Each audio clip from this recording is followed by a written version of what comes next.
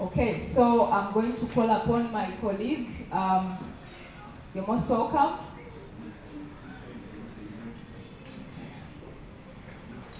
So you're going to introduce yourself, what you do. Yeah, so he's going to take us through the Kahoot questions. We have about 15 of them, but first introduce yourself. You're most welcome. Thank you. Good evening, everyone. How are we? How's the week? My name is Joseph, and I'm a colleague, like she said, at Cynthia. I am a co-founder at Maxify. But I basically do consultancy in digital tools training. So I support organizations, individuals, businesses to digitize their spaces. So in case they've been working traditionally or offline, I take them to the other world. I also do train other packages like SIYB, that is Start and Improve Your Business. So I'm an ILO certified trainer, and I also do NVC. NVC stands for Non-Communication Violence, and I also do that for professionals. So in case you want to take your team through how to do more better communications, your family, everyone is welcome to participate. So they're very interesting packages, so in case you get some time, you can have a conversation with me. I always sit here. We can build from that. I believe that's enough for me. My contact 0700. Yes, that was very fast. 0700 570 429. That's Airtel. You want Airtel as well? Oh, 077 66 14 872. 77 66 14 872. That's M10. My email is iriho.joseph77@gmail.com. Okay. My LinkedIn name is just Iriho Joseph. Just when you type Iriho Joseph, you'll find me on. I hope that's it. My status is still yes.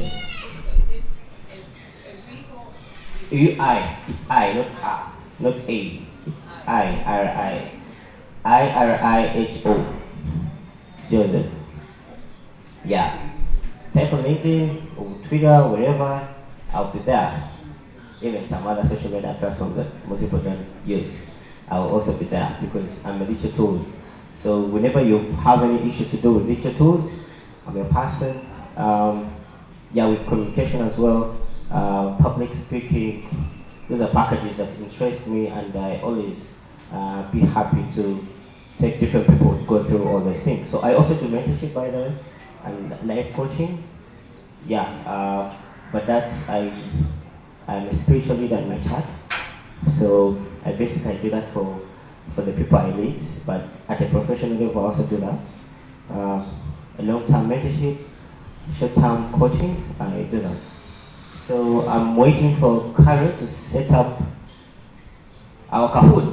Yes, so, alright, so my energies are back. I was very bit down because I hadn't started a thing, but I'm very energetic, so let me hope you all full of energy.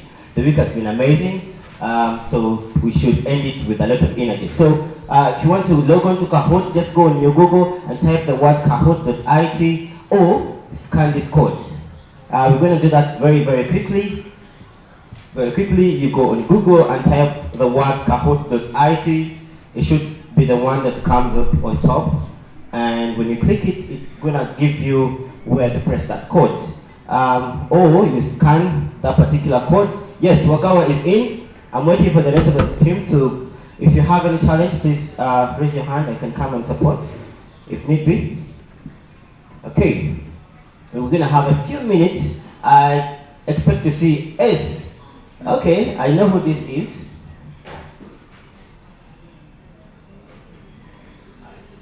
Alright. So, okay, Walter. Wedge Creations. Oh, okay. Just watch out on S. Last time she was winning some of the Kahoots. So you better be careful.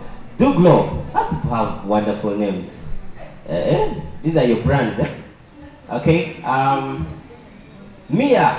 Okay. These are wonderful, beautiful names. And Scholar. What a gentleman. Make some noise. That person, that guy has my name. I don't know how he got my name, but he has my name. All of a sudden. Who is this guy? Who is the emoji only? By show of hands. Who is the emoji full stop? With the specs. Okay, let's wait to see whether you win. Then we have Ari, we have Winnie, you're welcome. Yannick. Oh, you guys have very interesting names. We can't wait to have this. Make some noise for our presenter who's entering the room.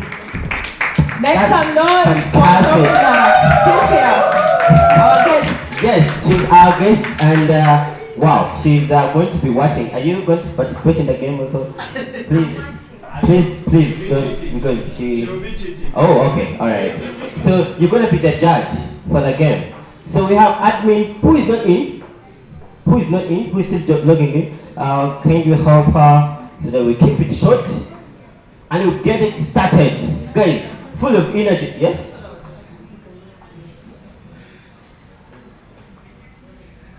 Volume? Here? You want some more volume? Okay.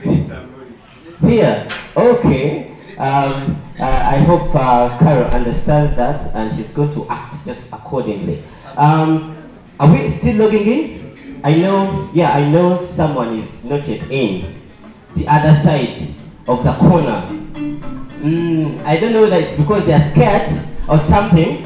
So this game, in a debrief, it's about how fast you are, how knowledgeable you are, and how critical you are. You get it? So it's a combination of different things. This game, I always use it when I'm training, and it's quite interesting how you can get the best results from the people. So I hope you're all in. Are we? Anyone still struggling? We're gonna kick it started. Yes, so by a count of 3, 2, 1, Carol, are we ready? Oh, someone is still coming in. You didn't raise your hands though. Anyone still logging in? Oh, Carol, please wait. I have one person. At least 20. If we can make 20. Oh, okay. But are we? We are beyond 20. Oh, we are around okay. 30 people. Oh, hope you never counted Cynthia. She's Of course, she's the judge, She's a judge. Yeah. Hello. Are you in? Oh, okay. Some people look like they're not in. Are you in? I'm for real. Are you going to play the game? Please log in. Please log in, don't be scared. This game is quite interesting. Are you in, bro? Oh, okay. Are you in already? I mean the guy in front of you? Some ladies can, that's where you start from. You can just support the gentleman to log in, and that's where it begins from. How do you start your weekend when you're single? That's very,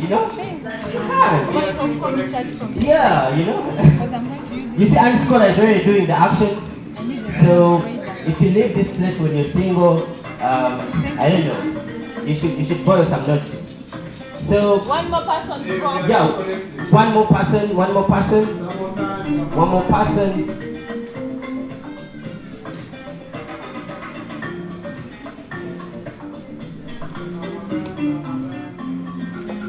Who needs help? Logging in? Okay, just one person logging in. My bro, are you okay? Okay. Wait. And it's called like Joseph. Okay, how's my name? Okay. Let's see who is going to replace the Pope in the room. We shall give you a ticket to go to Vatican for the elections in case you win the Kahoot of tonight. Okay, we are to 20 already. Wow. Hope the guy is in.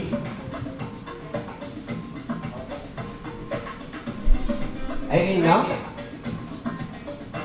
We start. I think we're gonna have to start because confirm with me. Number 20 has jumped off. Yeah, he's coming in.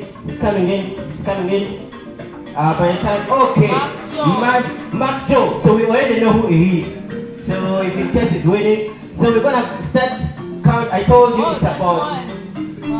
it's about how fast you are, how critical you are. Please be vigilant, all right? Okay. The top 3. Yes. So we shall have to see the top podium. That will be only 3 people that we shall be able to see. So the rest of you, if we don't see you here, I'm sorry. We shall see you in a dinner or somewhere out. Yeah, at the Swamp event. Yes. So the 3 here, you never know. You may win a coffee with me. So okay, let's go. Let's kick it started. Carol, we're good to go.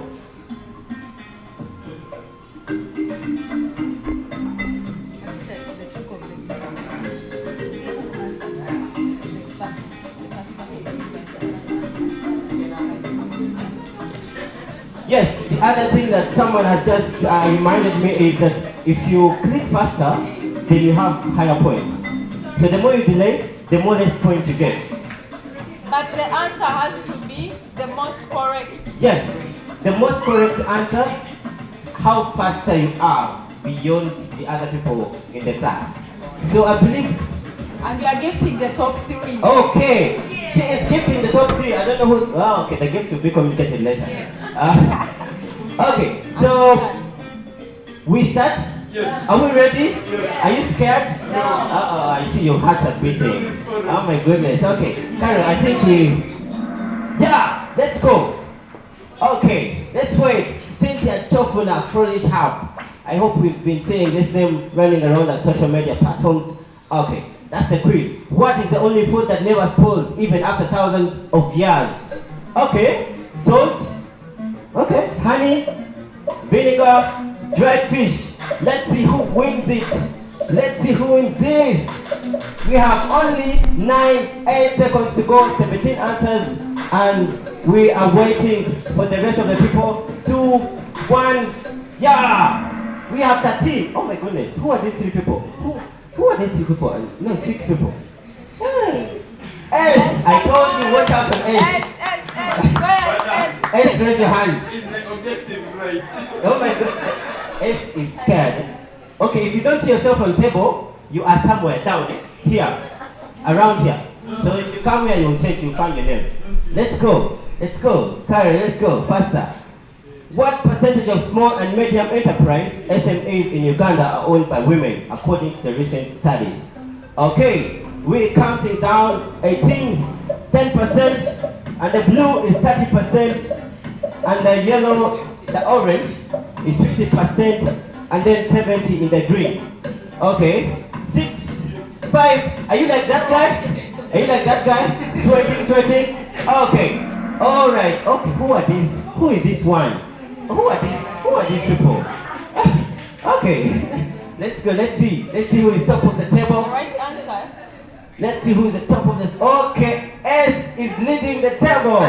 Who is goodness?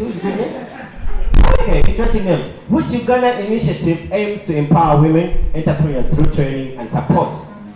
Answers are right there. And Joe Biden is telling you the Uganda Women Entrepreneurs Association. And in the blue, the Uganda Small Scale Industries Association, the National Youth Council, and then generating growth opportunities and productivity for women enterprise. Okay. Oh my goodness, these 6 people, eh? Yeah, I don't know. We have 2 answers to this question. We have 11 people got it right. Let's see whether S is still leading the table. Okay. Oh, S has been kicked down. Goodness is coming up. And Scholar there. Coming up. No one is on fire yet. Okay. We are waiting for people to go on fire. What legal change has significantly impacted women's rights to hold property in Uganda? The guy is waking up and he says the Family Law Act, the Succession Act, the Equal Opportunities Act, the Joint Ownership Land Act. Okay, who is the lawyer here? Let's see who the lawyer is here. Let's see the people who never failed LDC. Okay, if you're leading the table, you're a lawyer. Okay, oh my goodness, this is how people are awful. Oh, okay. So goodness is leading a table, and Andy Scholar is a lawyer in the room, and S is just number 3. Okay, let's go. No one is yet on fire. We're watching. In the human body, which organ has no pain receptors and can be operated on you while you are awake? We have the heart, we have the liver, we have the stomach, and we have the brain. Let's see who the doctors are in the room. Okay, if you're eating a table, you're a doctor. And the guy is like, And the guy is like, Okay, 9 people are the doctors. Goodness is on fire! But who is goodness? Please, by show of hands. You never know, you may get a coffee. Okay, what storytelling method resonates most when promoting enterprises in rural communities? Okay, by franchising their models in urban areas, build female-dominated cooperative and negotiated directly with exporters by focusing only on organic products, avoiding male-dominated supply chains. Okay, let's see. Some of you are scratching your hands, your heads. Okay, okay. Oh. 9 people have got it right, and wealth creation is coming up, and you, okay, and who is rabbit? Oh, these people have weird names, man. I don't know, S is down here. If a woman entrepreneur in Uganda faces cultural barriers, what innovative strategy could she use to overcome them? 1, change the business model to fit male norms. 2, ignore the cultural context altogether. 3, launch a social campaign to raise awareness and foster community support.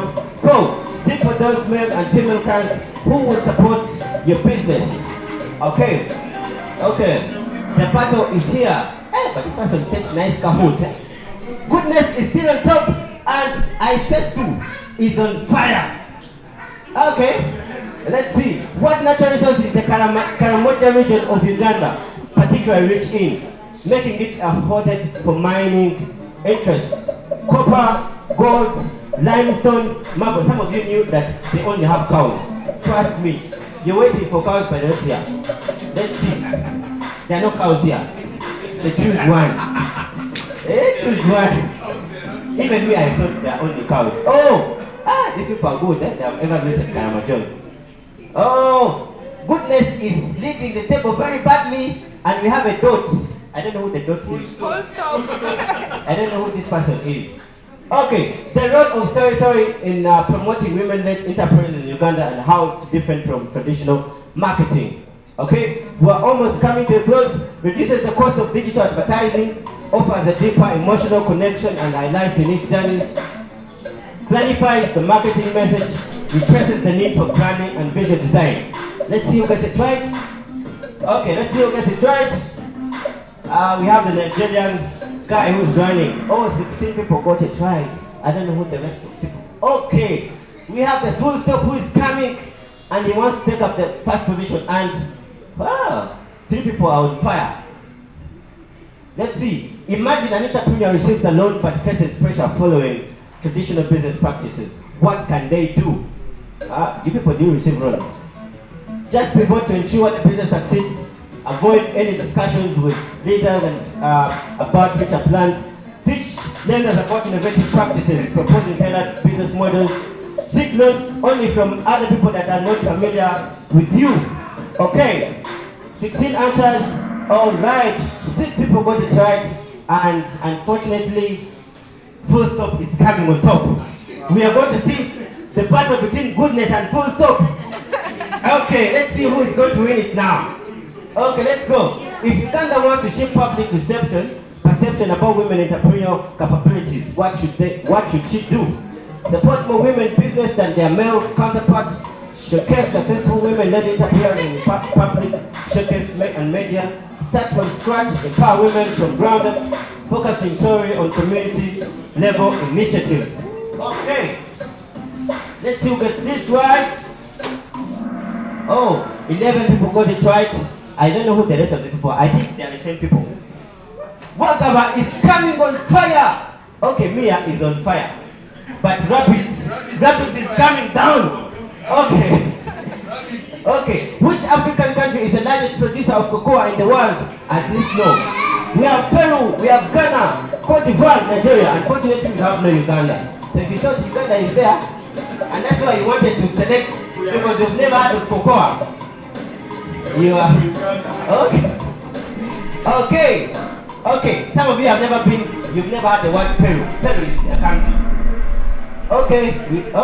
Tell people go to Detroit. Wagaba is on fire, and now Full Stop is coming down, and Rabbit is still there. What hidden advantage do women entrepreneurs have as scaling businesses in Uganda's informal sector? Let's go. Deep trust, the easiest word of mouth sales and credit-based transactions. Higher literacy levels because so many women have gone to school. Easy access to mobile phones and social media platforms compared to men. Access to free business training and mentorship programs. Let's see who gets it right. Okay, 7 people got it right. Unfortunately, over 13 people. And Wagaba is on fire! Hey! Oh my goodness, Full Stop is still fighting, but Full Stop can't top the table. Let's go. In Uganda, which factor often limits storytelling as a growth tool for women-led businesses? Okay.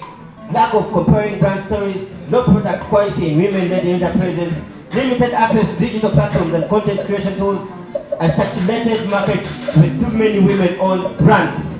Okay, let's go. Let's see who is going to win it this time round. Who is going to win it? Oh, 9 people got it right. Hey, and a lot of you are failing. Wagaba, oh goodness, is back. He's claimed his position. The Wagaba is coming down. A Full Stop can't stop the table.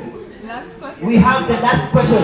Full Stop. Let's see whether Full Stop can pick himself up. Which Ugandan fintech unicorn has co-founded by a former Facebook employee? Let's see who is a good entrepreneur in Uganda. Chico Cash, Etibuko, Web, Emerson. Okay, you can also put high corner, but okay. Even the kid is laughing at you. Okay, 6 people. Who is leading? We have number 3. We have Wagaba. Raise your hand. Wagaba. Number 2. Goodness, where are you? Okay, Goodness. And then number 1 is Full Stop.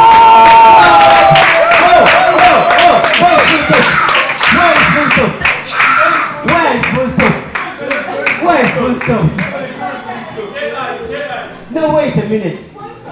Where is Full Stop? It's Freda. Oh, Freda.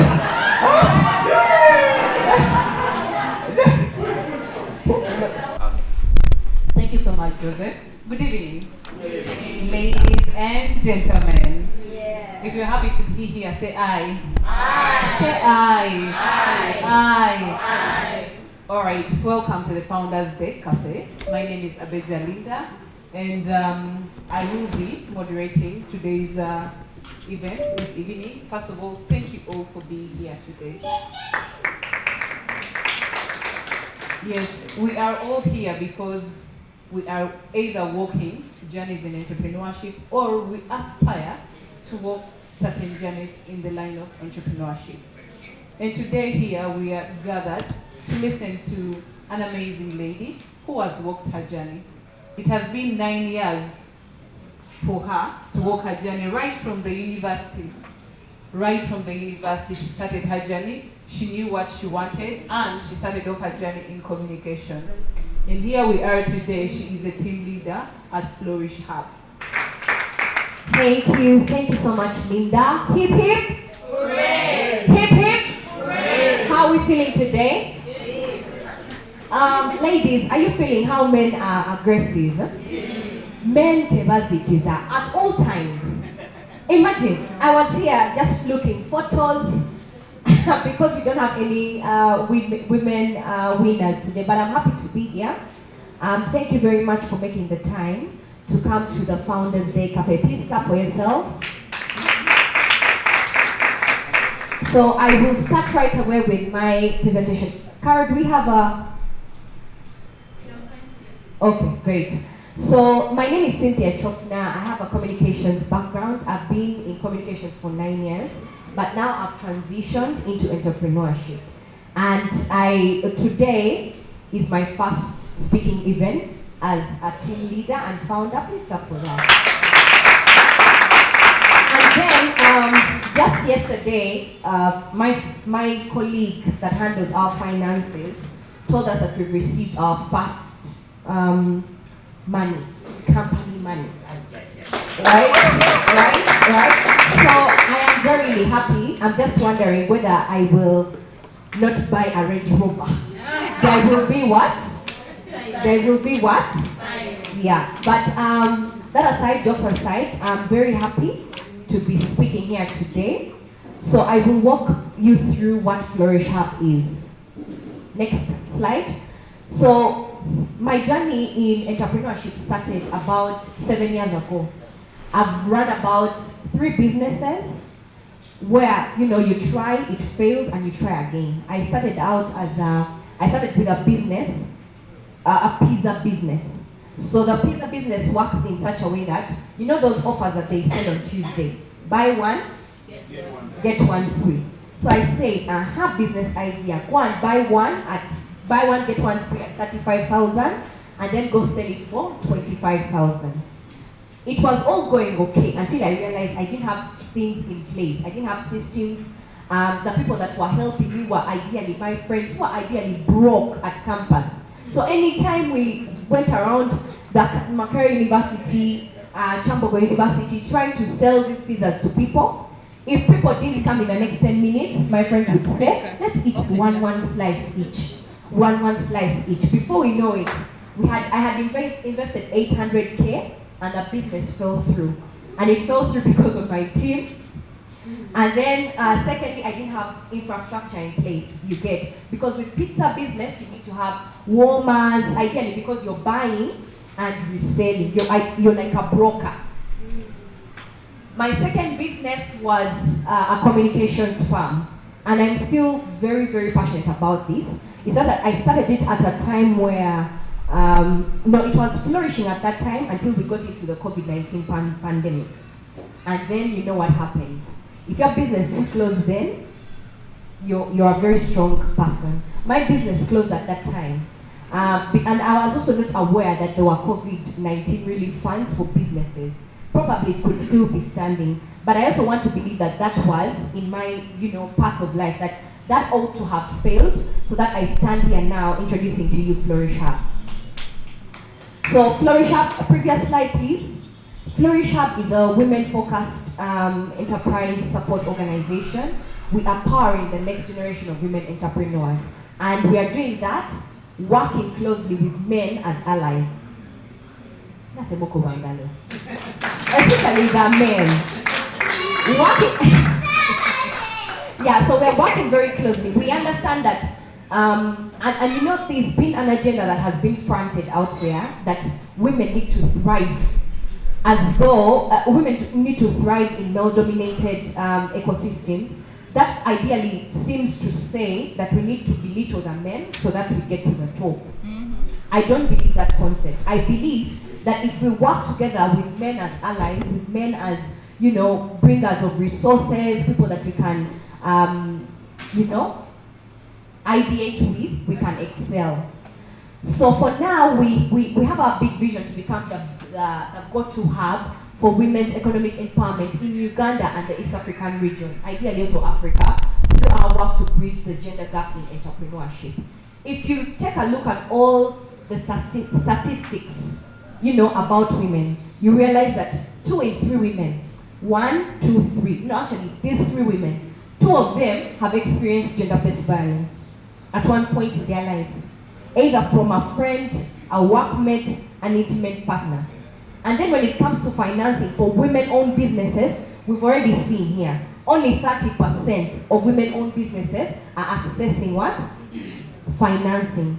So what we ought to do to close that gap, that is where Flourish Hub comes in. Next slide. So as I build, and I also implore you that as you build as a woman founder, I would like for you to lean on women that have made it. Look around. There's a common adage that says, look around you. If all your 5 friends, if you're the brightest of all your 5 friends, then you're in the wrong company. Because what are they going to add to you? Okay? So I like to lean into women that have made it. Does anyone know Indra Nooy? Indra Nooy is a former CEO of Pepsi company. And she was the first ever CEO coming from India. I'm currently reading a book called Half the Sky.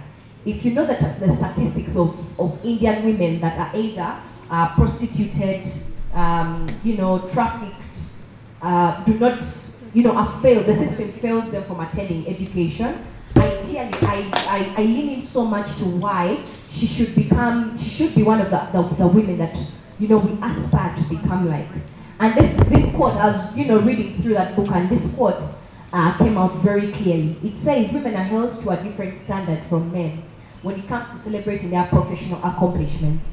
It is, no matter what we do, we are never quite enough. Getting a promotion or a prize outside the home sometimes seems to mean that either that prize was easy to get or that we are letting our domestic duties slide.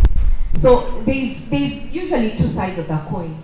Either that post or that promotion was easy to get, they subsidize the eligibility criteria for you, or you slept your way up, or etc. Or while you're excelling here, you're letting your domestic duties, you're probably not taking care of your husband, he's unhappy, you're not taking care of your children, your home is a mess. So those are all the ideologies that are put forward when it comes to women that have excelled. But we must. Tuino kolachi, okulemerako, you know that saying? Tuino kulemerako. Next slide. So, as I speak to the audience today, I'd like to just sample with 3 people who are confident that they know themselves. 3 people. This gentleman seems like he knows himself. He's clad in a suit. He's seated under the light. So that's 1. Anyone else? Women.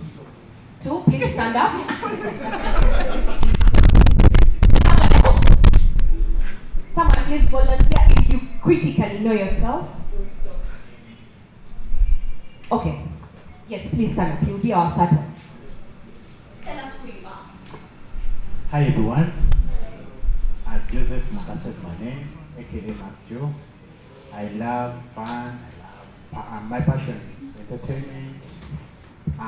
Professionally, I'm into medicine. I run a medical application called Onside App, and the main aim is to make everyone access medical services wherever you are. Just get a phone, get a phone, click the app, and then you get the service wherever you are, and in the convenience of your seat, wherever you are. So the SWOT analysis, my strength is I just love innovation. Weakness, I hate things. I hate people who are not moving forward. I hate people who are not innovative. Opportunities beside me. I'm a company with a number of doctors around me, so that's why I got that idea to see that every woman can get access to the services. So the threats, maybe the opinions of people based on what they hear from others and based on the competition around me. So that's the SWOT analysis on my side. Thank you so much. You're most welcome. Thank you so much. Please give him a round of applause. Let's begin. Number 3. Thank you so much. My name is Patience Alaso. I'm a professional public speaker with Toastmasters International. I'm a passionate leader, given my track record in university as speaker and president for various academic associations. Yes, when it comes to the work field, I work with Junior Achievement Uganda as an entrepreneurship mentor and coach, but my title is a programs trainee.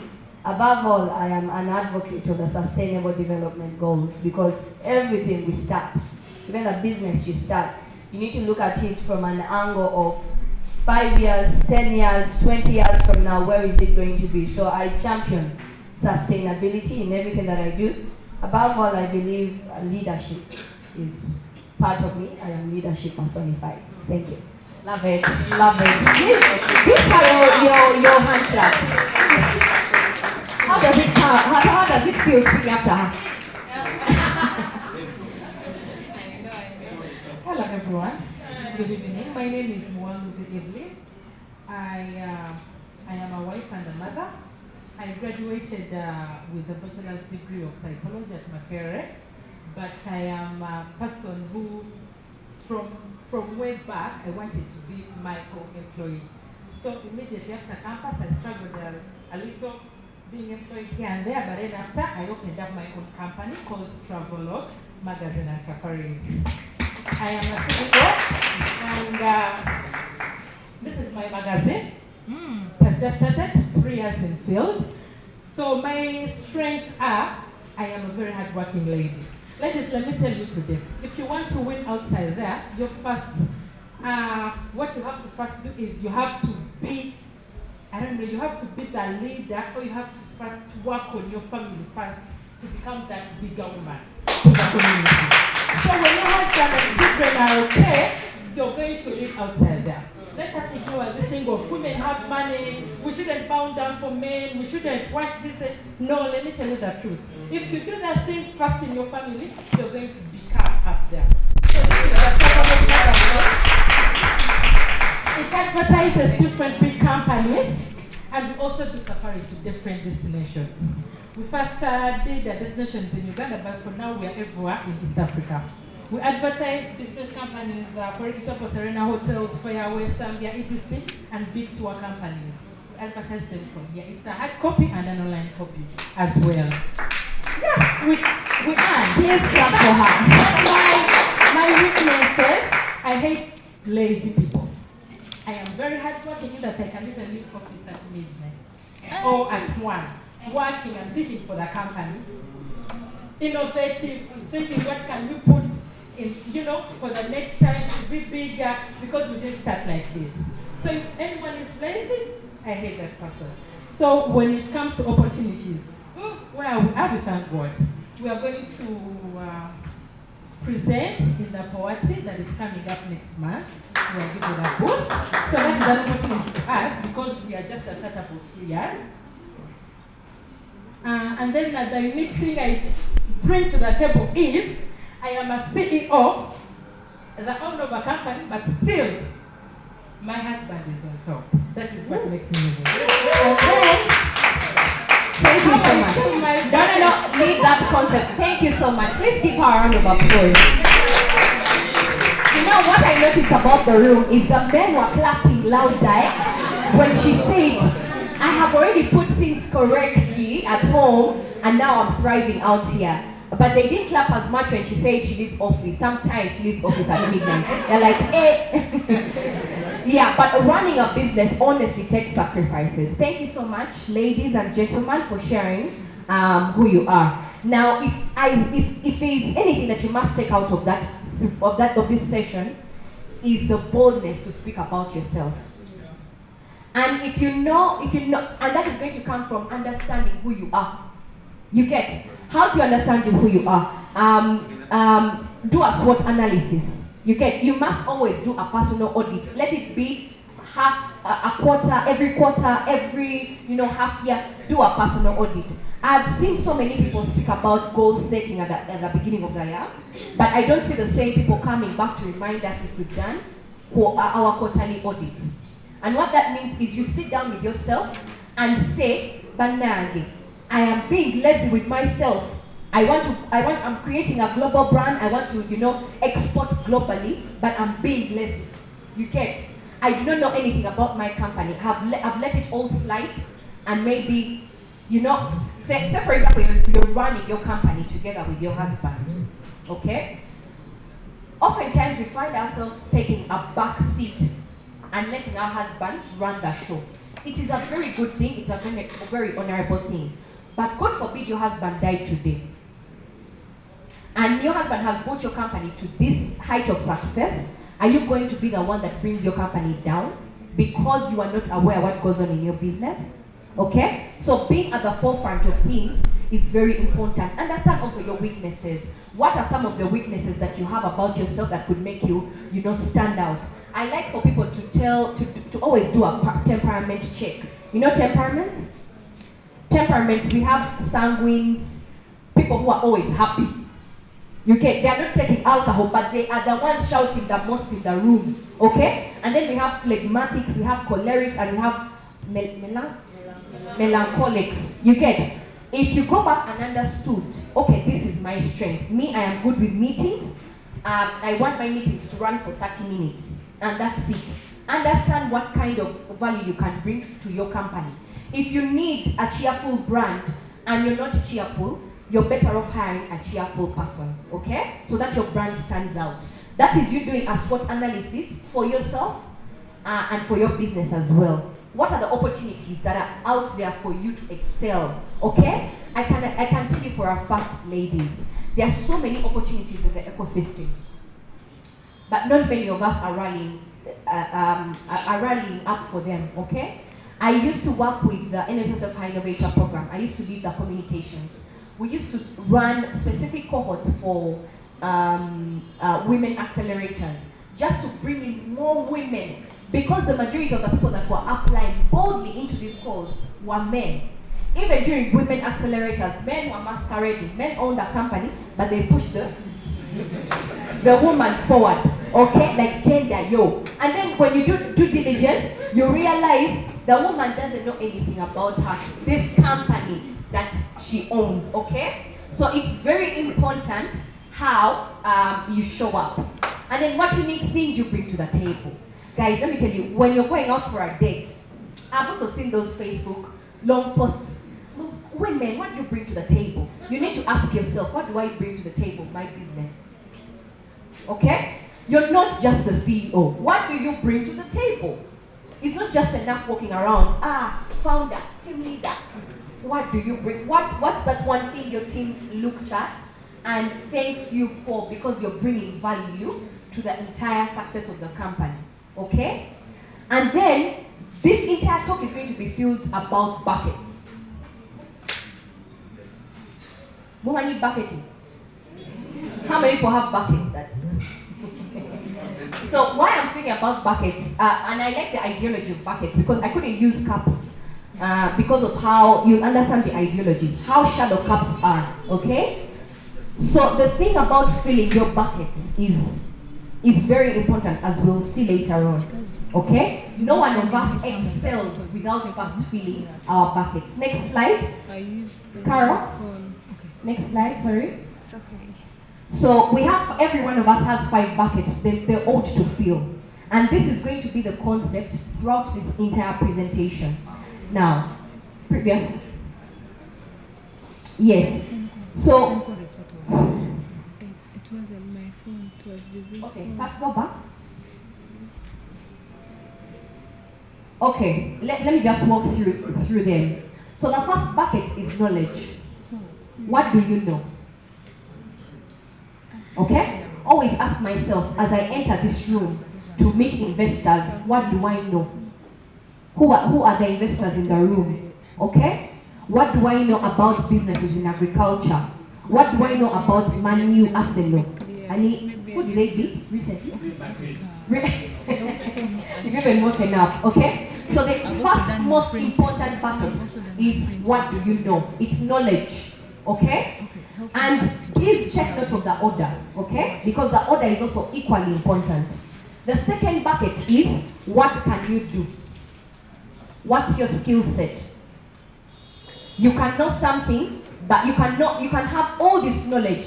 You read books, you've done masters, you've done PhD, but what can you do with the knowledge that you've gained? Okay? Even at the knowledge that you've gained as you run your business, what can you make use, or what can you do with that knowledge that you've gained as you run your business? The third thing is, who do you know? That is your network. When you come in a room like this, I expect that you're not waiting for us to be called for the coffee, and then you sit in the same seat that you've been seated in. Make sure that you get to find out who is in the room. Shamim, I see you. Make sure you get to know who is in the room, okay? They might all look young, but there is always a value that they could add to you. We have a Toastmaster. I've equally been a Toastmaster as well. If you're struggling with public speaking, make sure you come and interact with her. Tell her what are some of the quick wins quick tips that I need to learn if I need to master public speaking, if I need to articulate myself, if I need to be eloquent as I speak, if I need to expand my vocabulary, okay? Who do you know? Third is network. Fourth is resources. What do you have to help you get to the place that you want to get to? Okay? And then the last one is, what do people know about you? Reputation. Okay?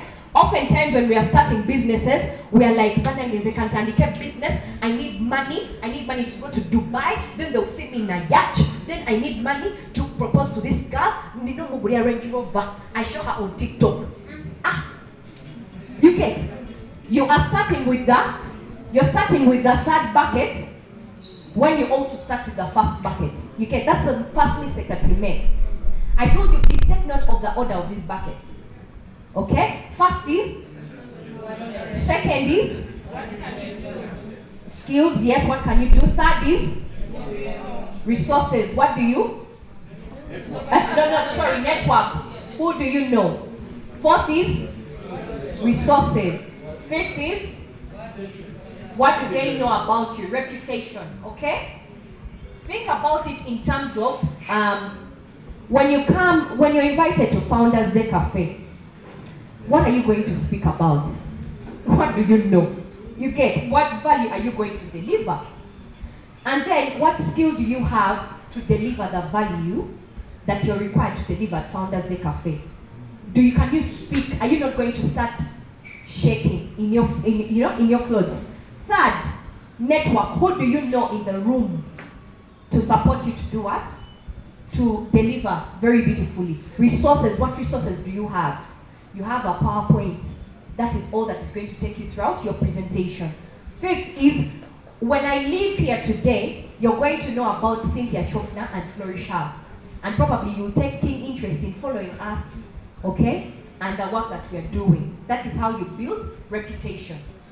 Okay? And you also must have the obligation to always teach. Ideally, the lifespan, I could speak on this the whole day, but we don't have as much time. Next slide. So now, how do you thrive in how do women-led enterprises, what they ought to do to thrive in a male-dominated ecosystem? One, you must understand how your business flows. The thing is, what's the purpose of your business? What do your operations look like? What goals do you want to achieve? You get, and I like the idea of sustainability. Right now, the agenda is either the African Union Agenda 2063 or the 2030 Agenda of SDGs. How can you align what you're doing to what these agendas mean? Okay, that's you aligning your purpose. So some of the things that you must put in place: one, operational excellence and compliance. Two, you must build a strategic team. Three is you must collaborate, whether you like it or not. Guys, when you're working in an ecosystem, even if it's just coffee is an ecosystem. Even if it's just tea, even if it's just shoes, even if it's just what? Everything is an ecosystem. Now you must always seek to collaborate. No one has time to compete with you. Okay? The fourth is data and M&E for growth. How are you tracking your impact? The fifth is investment readiness, and then own your narrative. Can someone show me where the buckets are? Can you see the concept of the buckets in here? Yeah. You can? Yeah. Knowledge, skills, network, resources, reputation. You get. Next slide. Okay, so now let's just do a quick deep dive into what each of these means when we talk about understanding your business. One, operational excellency. Do you know the things that are happening in your business? Or are you just hopping from one event to the next? You need to ask yourself, okay, what does your HRM look like? What do your financials look like? What does production look like? What do your sales look like? Okay, you don't have to do these things. God forbid, we don't always have the skills to do these things, okay? That's why we hire teams. But even when you hire, you must know what is going on in your what? In your business. Secondly, is you must be compliant. Guys, that's the bare minimum, okay? If you're in this room today and you're not registered, I would like for you to go out there. Tomorrow is Saturday. Monday, the first thing on your to-do list is to register your company, okay? Because how are you fundable?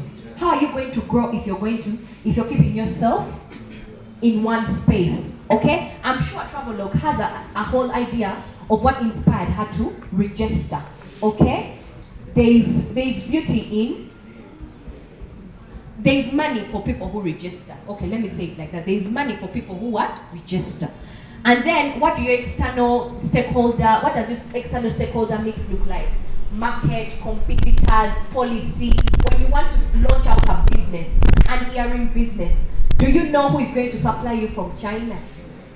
What do the taxes look like if you're bringing those, accessories into the country? You need to read deep into those things, okay? So key takeaways that I want us to think about this. I would like us to, number one, think global. We are in an era where you can no longer operate locally. Did you hear that? We are in an era where you can no longer afford to just operate locally. When you put your business on social media, you must know that there is someone in China, there is someone in the UK, there is someone that is going to Google maybe innovation hubs in East Africa, and you might pop up, okay? So you must always have the local, operate locally, but also operationalize for the global market, okay? So key things is you need to optimize, and optimization is now include some technology in your things. Some of the things that you could use, maybe you're not keeping track of your finances, records. Some of the quick things that you could use, QuickBooks. These are free tools. You could use Canva for your presentations. You could use, ideally, what you want is to stand out each time someone says, can I have a look at your what? At your business. That's why I put here, become due diligence ready. If someone gave you a call and said, hey Simon, I found an investor, could you please send me your investor toolkit? Investor deck. You're not going to first run around saying, oh my God, let me first register tomorrow. Oh my God, you get at all times, be due diligence ready. You send them the documents, just say, we are ready when we want to visit and see that these things actually exist in our business, okay? And then leverage technology. Guys, I've already spoken about that. Tech is now a thing that we cannot do away with. Every one of us in the room here has a smartphone. You're using ChatGPT, and ChatGPT is telling you space field. You're using TikTok. You're seeing people scaling up on TikTok by telling you tap. You need to also think about it. And then you must foster a culture of innovation and collaboration with your customer. Next slide. Your customer is always your boss. So you must give them leeway to know that they can influence innovation in your company, okay? And then 2 is strategic team building. I like to always say this, your first 5 hires will either break or make your company. Did you hear that? Your first 5 hires will either make or break your company. So how you hire is up to you, but you must be able to know that when you're starting a business, and a business that is going to flourish in any ecosystem, be it male-led or women-owned, you must be able to know what roles you're hiring for, okay? So, and that also definitely means that you go back to the drawing board and align your strategic goals. What are some of the things that you want to achieve by 2030, okay? If it's to increase sales, then you must be able to have a full-fledged sales team, okay? Someone who commands sales. If it's to, optimize production by 10x times, okay? You must be able to hire someone that can operate machinery, or maybe even, instead of hiring people, acquire new machinery that will help you get to that goal. So it goes beyond just casual team bonding, aiming to build cohesive and high-performing units that drive company success. So these are the things. What do you want your company culture to look like? What do your company OKRs look like? How many of us do OKRs? objectives and key results. And this you can do quarterly. These are things that you want to achieve. Objectives are things that you want to achieve because they are going to help you. And so these are things that you want to achieve because they're going to help you. Say for example, production. You want to achieve production by 10 times so that you can meet the demand. So the key objective there is make sure that you produce maybe 1,000 kilograms of tea in 3 months. Ideally, this would in the past take you maybe 6 months. So you're optimizing it down to produce the tea in what? In 3 months. Okay? So now the key results are the things that you're going to do to make sure that you're feeding into this key objective. Okay? You can go and read about all these things.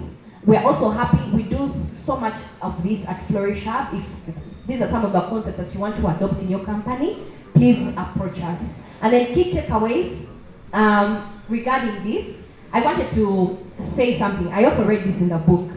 Majority of women entrepreneurs act like interns in their company. Did you hear that? You act like interns in your company. You're not moving like a boss. You get? You want to be given the boss what? The boss welcome. Oh my God. But when it comes to your company, you're not acting like you get. Like the reason we hire is because you can delegate some of these tasks so that you can think upwardly. Okay? But now because you've hired, you take a sit back and say, let them do it. You get? Delegation is good, but you need to boss up as a woman. When you enter a room filled with women, with men, let them say, that chick is brilliant. Because you know the ins and outs. You get? I like to always say, man, let me tell you, when you hire your team, God forbid your team members are brighter than you. And yet you should be hiring those guys that are brighter than you because that's how you're going to excel. But sit down with them and say, what makes this guy bright? I need to pick up on these guys. You get? Boss up. Boss up. And if bossing up means also how you show up, how you dress up, how you speak. Okay,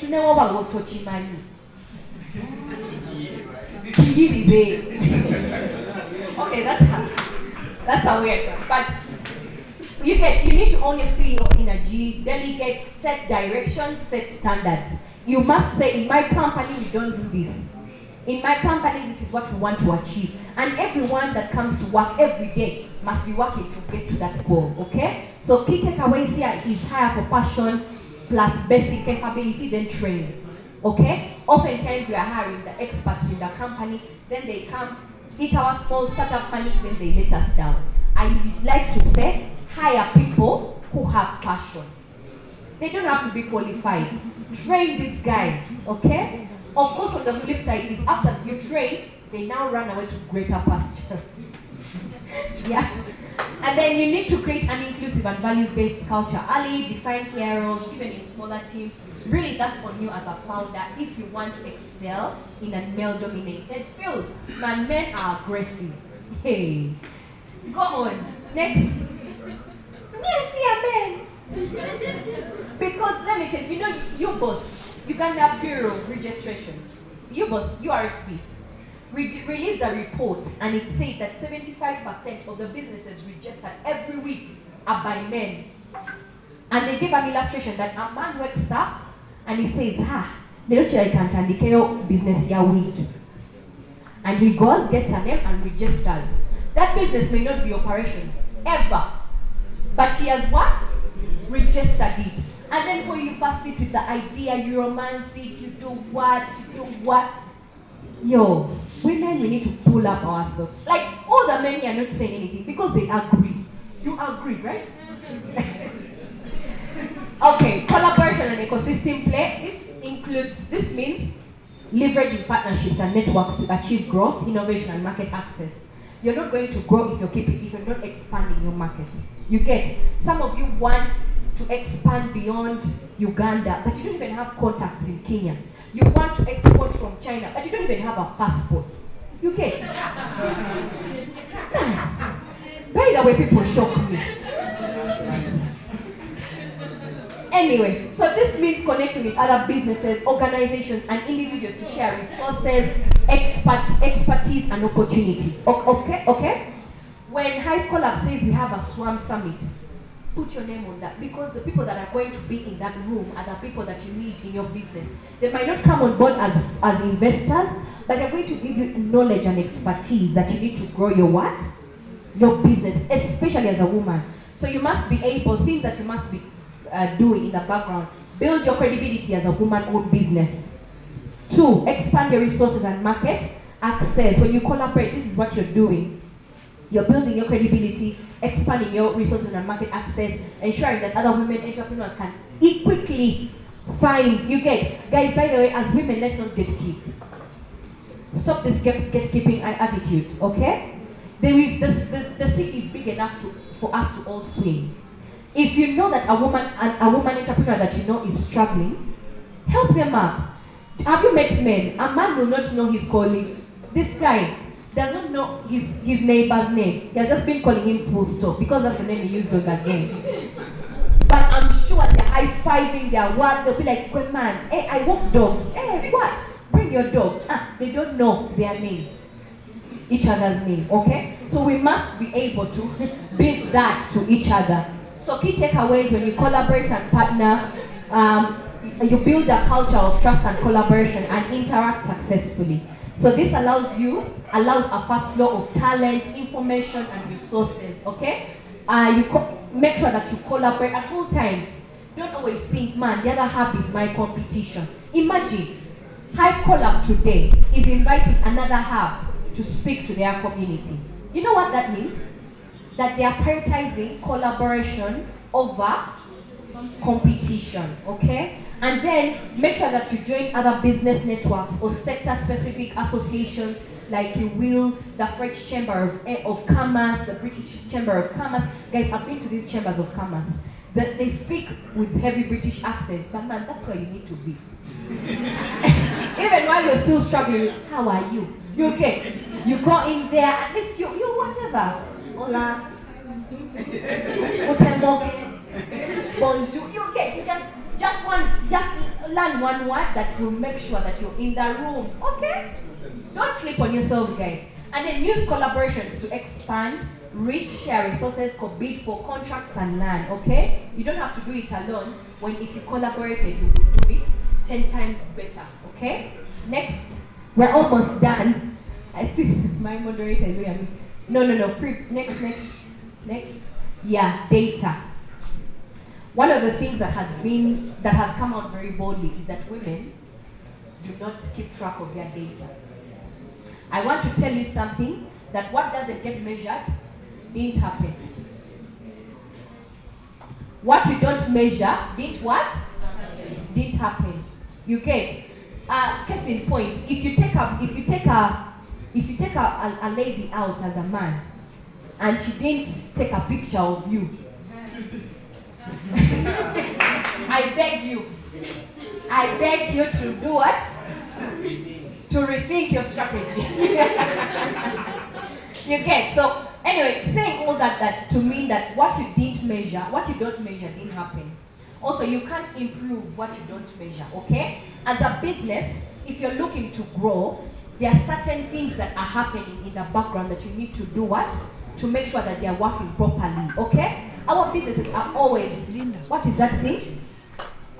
There's room for improvement, okay? There's always room for improvement in our businesses. And how you're going to know what to improve is if you start to measure, if you start to have data about what you want to measure.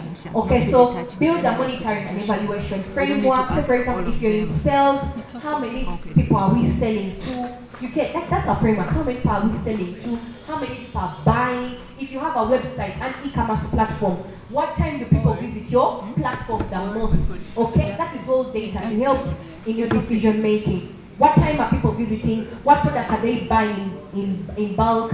What do they prefer? Do they prefer a physical stall or an online stall? All those things. And then understand your customer trends. That's what I've been explaining. So key takeaways from this is you must understand your business performing. Understanding your business performance will help your operations and decision making. At the top as a founder, be it man or a woman, you must be able to make decisions that are backed with what? With data. Okay? You can't stand here and say there are businesses in Uganda, entrepreneurs in Uganda, Ugandans start businesses every year, and it's one of the biggest places that you can start a business, but these businesses don't make it beyond their first birthday. What's the proof of concept? What's the data? Okay? Which people did you interview that brought you to this conclusion? And then your impact and performance is necessary in your quest for investment. Guys, investors are asking for what? Data. You get? Give them the data and then improve your customer satisfaction. In any business, the customer is a boss. So if you're easily picking up on their trends and improving their needs, they're always going to come back to you, even if the market is highly saturated. Next. We're almost done, friends. Investment readiness. Every one of us campus to this place. We are looking for investments. We are looking for grants. Okay? But are we speaking the language of investors? In your business, do you speak the language of an investor? Okay? And you must be able to have an investment-ready business that is prepared to meet the needs and expectations of any investor. What is an investor looking for in your whatever, okay? In your business. Ideally, you must have an investor deck or a pitch deck, whichever. So, what are they looking for? What is your business? What problem is it solving? If I invested my money in you, what impact or return on investment am I getting back from investing my money in you? Okay? So you must be able to think that broadly. And then, okay, so some of the things that you need to look out for: build a business plan and a financial model, have an investor deck in place. Guys, let me tell you, investors are always looking for businesses to invest in. And there's a lot of money floating in this ecosystem. But if you don't make yourself investor ready, you're never going to get the money. And you'll be clapping for your friends on LinkedIn. I'm excited. I am thrilled. I am happy. I am privileged. You get. But for you, you're there in poverty.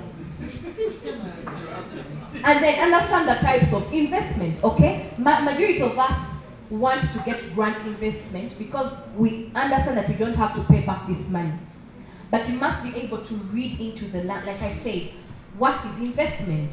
There is grant investment, there is equity investment, there is, debt, and some of these things for your business.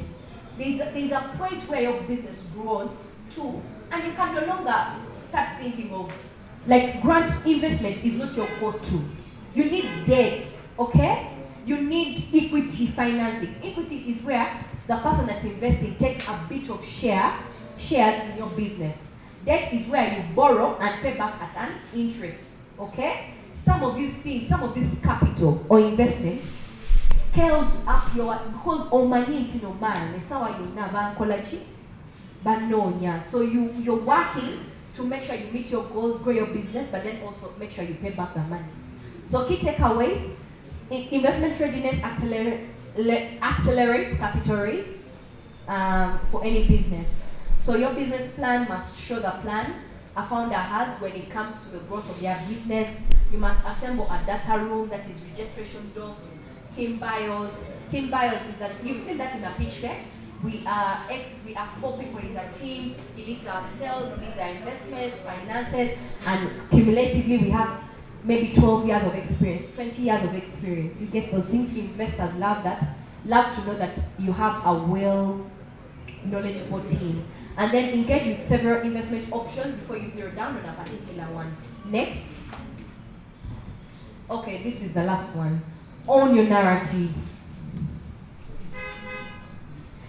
You've seen that quote that says that your success is when you see someone come on and they are posting every day, and then for you like, oh, she overdoes it, but she has gained success, the same success that you want, but because you're feeling that's cringe, you can't do. You must own your narrative as a woman entrepreneur. Guys, let me tell you, we like to hide behind being humble. Is being humble going to feed or pay your bills? Is it going to grow your business? Own your narrative. You get, even if you said, today we've got our chicken that is going to help us start this business. Post it. Even take a picture of that chicken. You get that the smallest things that you think that people are not paying attention to, you'll be surprised to find that those are the things that people are looking for. You get, that's what spells impact for certain people, and especially investors that you want in your business. So essentially taking ownership of how your business is perceived and understood is how you own your narrative. That is now reputation. What do people know about you? If people here say, okay, I'm supporting entrepreneurs at Flourish Hub. Do people know Flourish Hub? Have we seen you supporting any entrepreneurs? No, we have not. So you owning your narrative helps you build the reputation, what people know about you. When they meet you, they say, hello, from the get-go, hello, I've seen the work that you're doing, well done, blah, blah, blah. You get. So key takeaways, visibility is a strategy, it's not vanity. And you need visibility for your business. You get. Let me tell you, even if you just have an earring business and a customer says, oh my God, these earrings look nice, take a screenshot, share. You get, that is visibility. It shows that you have people buying your products. It shows that people appreciate. You get, like, customers are satisfied, but it also goes to show that that you're selling, that you're making money. And then so key takeaways, no one else believes and knows about your business like you do. Therefore, invite people to know and like your business too. Position your business as a market leader and a go-to solution for people with a challenge that you're solving for. Any chance you get, pitch. Okay? But I crossed it out because I want us to, instead of pitching, tell the story of your what? Of your business. You get? You don't have, and make sure you have a structure. My name is Cynthia Kyofuna. I work with Flourish Hub. We are looking to impact 3,000 women by the end of the year, and we're doing this through capacity building, trainings, access to knowledge resources, finances, and linkages to market. You get? And it has to be straight up to the point. You don't have to take people through circles, bushes. No, straight to the point. So that being said, we had the next exercise. Yeah. So we had an exercise, maybe next one, where after everything that I've said, I want for you to make a commitment, okay? To yourself. So we have for women entrepreneurs, please take note, and then we have for men allies. So for the women entrepreneurs goes to women entrepreneurs, for men goes to the men.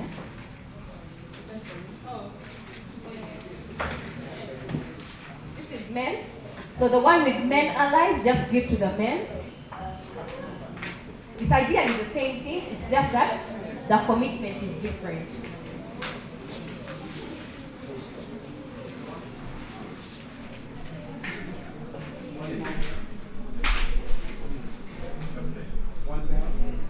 One male.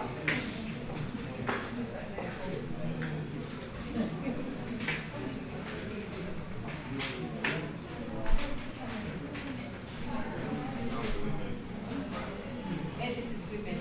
This is women. The one that has women interacting with us. The men are. Yeah, this is male.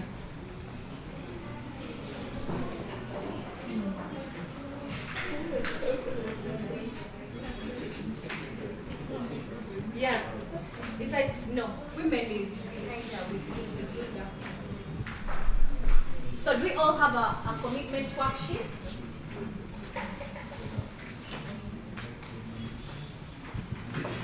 So I structured this worksheet in such a way, because today's session was mostly how women can flourish, okay? How women-led enterprises can flourish. But I took note that there will be men in the room, and I was not wrong. So with men, how do you support the women in your lives or the women in your network to now shift, how do you shift power, share space, and speak up for the women in your networks? And then for the women, please give me one for a woman. Linda? Oh, okay, yes. I have one. So for the women, it's how do you build, document, and own your power. So you're free to fill them out. This is really something that you walk back home with, okay? So I'm just going to give us 3 minutes of reflection time. They are really just as, I don't need to talk through it. It's just as clear as possible as is written on the paper. So just take 3 minutes of reflection time and make that commitment for yourself, for the woman next to you. Yeah. So 3 minutes. And then I think at the end we'll have the mantra sharing, which is the last slide. So thank you so much, ladies and gentlemen, for listening to me.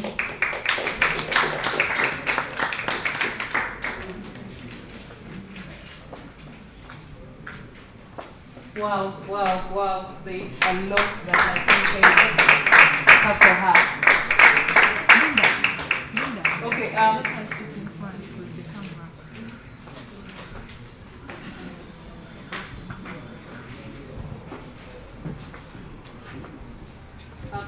should we first give them time to fill in, or should we first give them time to fill in, or? Yeah, the 3 minutes are still on, so you can time. Okay, maybe by 7:30 we should be done. How many minutes? 3. Okay.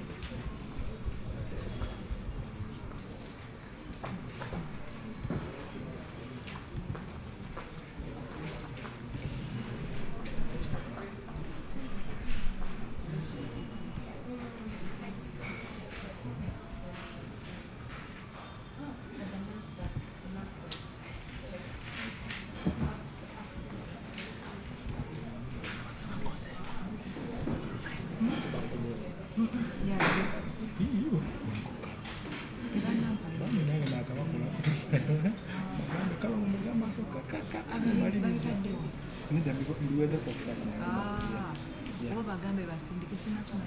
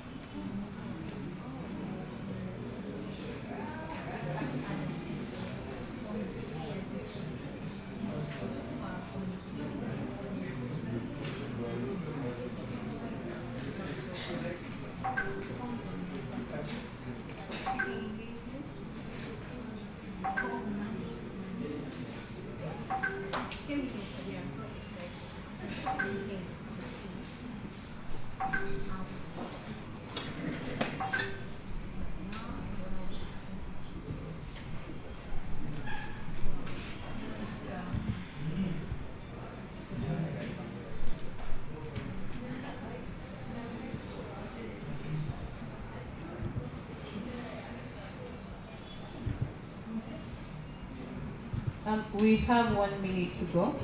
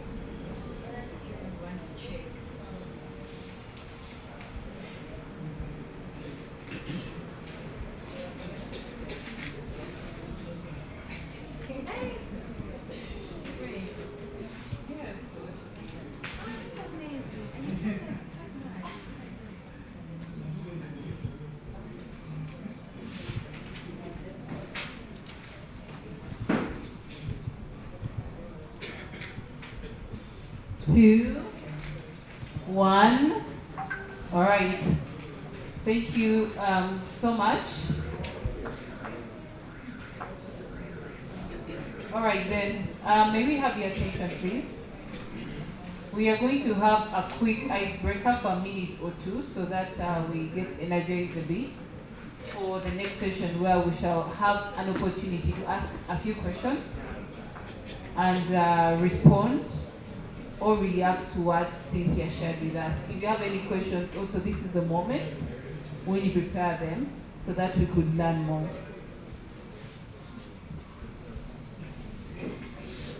Okay, so I'll take us through the icebreaker. Kindly get up on your seat, on your feet. So what I say is what you say, what I do is what you do. That is the simple rule we are all following. And it's a lovely song, okay? So I need to make sure you're all seeing me. So you simply just say what I say, but after some time. So this is how the song goes. Mama kubambam. So what I say is what you say, okay? So let's give it a try. Mama kubambam. Mama kubambam. Anapiga ugali. Anapiga ugali. Anapiga how. Anapiga how. So we all say that. Then what I say next is namna hii, namna hii, namna how. You then say namna hii, namna hii, namna how, namna hii, namna how, namna how, namna hii, namna how. So we say namna hii, namna hii. So I'm going to take it from the beginning, but I'm going to make some gestures with my body, my hands. So what I do is what you do. Are we ready? Tap on your neighbor and ask them if they're ready. Okay. You're ready? Okay. Mama kubamba. Mama kubamba. Mama kubamba. Mama kubamba. Anapiga ugali. Anapiga ugali. Anapiga ugali. Anapiga ugali. Anapiga how. Anapiga how. Namna hii. Namna hii. Namna how. Namna hii. Namna how. Namna how. Namna hii. Namna how. Mama kubamba. Mama kubamba. Anapiga ugali. Anapiga ugali. Anapiga how. Anapiga how. Namna hii. Namna hii. Namna how. Namna hii. Namna how. Namna how. Namna hii. Namna how. Mama kubamba. Mama kubamba. Anapiga ugali. Anapiga ugali. Anapiga how. Anapiga how. Namna hii. Namna hii. Namna how. Namna hii. Namna how. Namna how. Namna hii. Namna how. Namna how. Namna hii. Namna how. Namna hii. Okay, that's all. Thank you so much, Patience. Let's take our seats. Alright, so Wow, that's amazing. namna hii, namna how. Namna how. Namna how.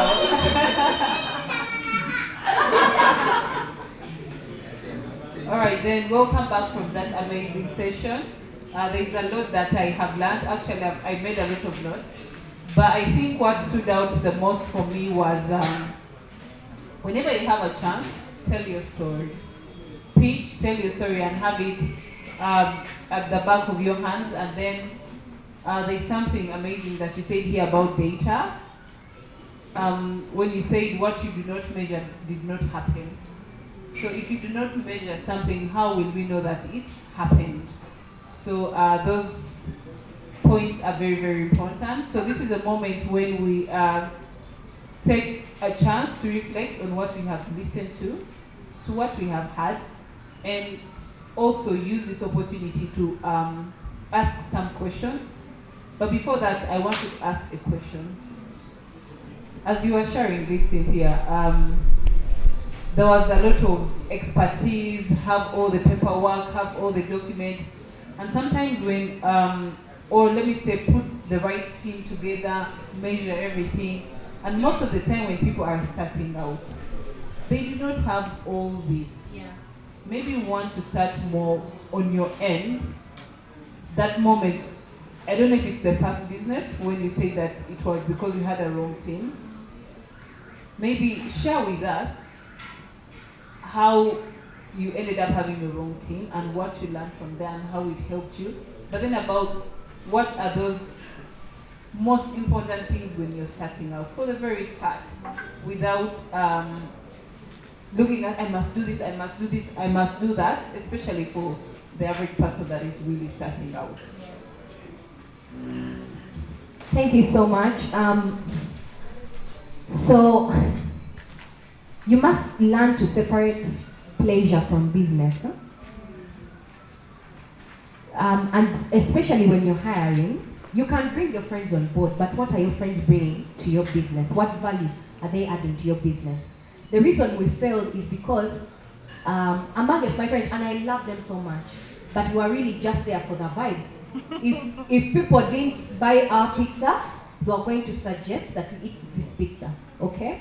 Ideally, if I had a team that was also forward-thinking like I was, perhaps they would say, you know what, let's maybe, go and take it back to the restaurant, or you want to bring on board people that are going to add value to you.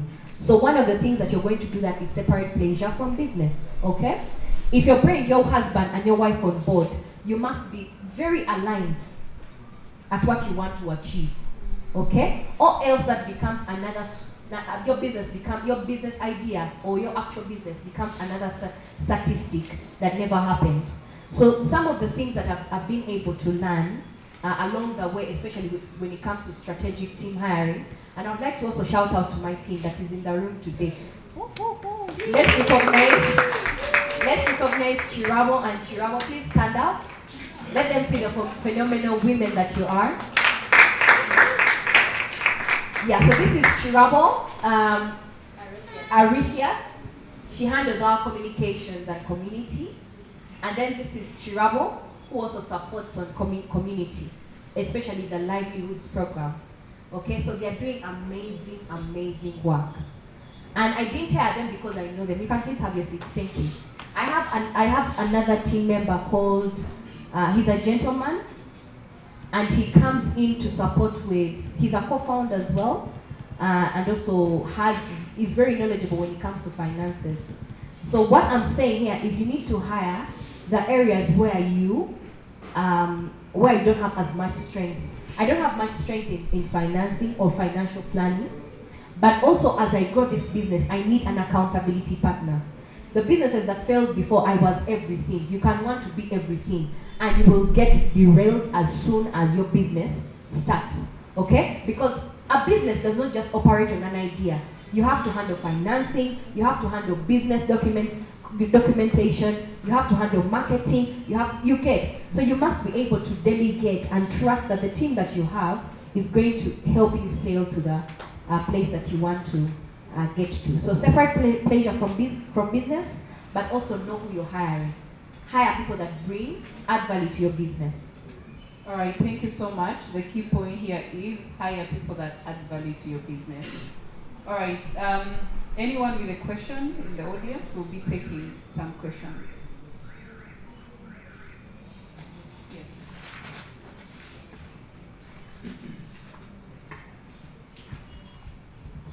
Thank you so much. Can they see me when I sit or I... It's up to you, really. Okay. Joseph is my name. I'm into medicine. What maybe I need to add on to what you shared is marketing, because business without knowing the knowledge of marketing, without the skill set of marketing, the aggressiveness to push your product to the market, like you struggle a lot. So maybe I was adding on to that. But also there was something which our Ugandan economy is affecting our entrepreneurs, and maybe we need to hear it out from you people who are mentoring us. Me, I'm into business really, but there is something. You can market, you go to your clients are willing to give you business, but at the end of the story, business is coming with a condition that your competitors are giving us credit. So please, give us credit so that you also can win. And all your clients are into that line of getting credit so that they give you business. So those are the things. Then on top of that, they promise you we are paying tomorrow. Tomorrow becomes like 5 months. are you seeing all those challenges? Hidden challenges are affecting our entrepreneurs. There is also another thing, taxation, which is coming every day, which is not well prepared for. Enforcement, licensing, and many other things. So there are many things. I don't know how we can handle that, but kind of share about that, please. Thank you so much, Joseph. So, I have a not so good reply for you. You see, everything that we go through as entrepreneurs, as we try to grow our business, the insensitive environment that policy is riddled in is really systemic. Government knows what entrepreneurs, the challenges that entrepreneurs are going through, but they're still, choosing to make it hard to operate a business in Uganda. So now the onus is going to come back to you on what do you want to do with your business, okay? There's going to be challenges in growing. There's taxation every day, increased taxes on, oh my God, VAT. And I saw recently, was it Kenya that scrapped their VAT to just accommodate small and growing businesses? That is not the case in Uganda. In fact, ours grew to like what, 17%? 18. Imagine, yeah. So as that, you must be able to know what pressure are you going to take on. But unfortunately, I don't even have the response that you're looking for because I'm not in government. Even while as mediators, as intermediaries, we try our best to bring and table these challenges before the government. They have decided to prolong the process with which the solution comes to us. So I would say, you know what, just keep doing business.